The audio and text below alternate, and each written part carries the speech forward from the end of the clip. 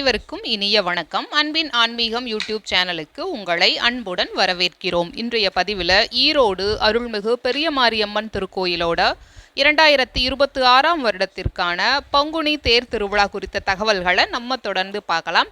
நம்ம அன்பின் ஆன்மீகம் சேனலை முதல் முறையாக பார்க்குறவங்க ஞாபகமாக சப்ஸ்கிரைப் பண்ணிக்கலாம்.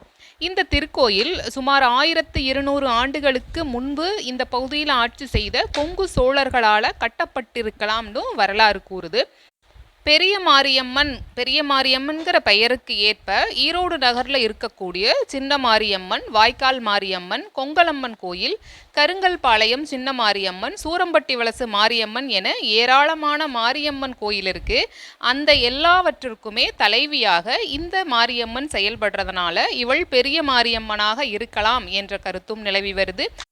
இந்த வருடத்தில் என்னென்ன நிகழ்வுகள் எப்பொழுது நடைபெறுதுன்னு நம்ம தொடர்ந்து பார்க்கலாம். 17/3/2026 செவ்வாய்க்கிழமை பூச்சாட்டுதல், 21/3/2026 சனிக்கிழமை கம்பம் நடுதல், 26/3/2026 வியாழக்கிழமை அன்று கொடியேற்றம் நடைபெற உள்ளது.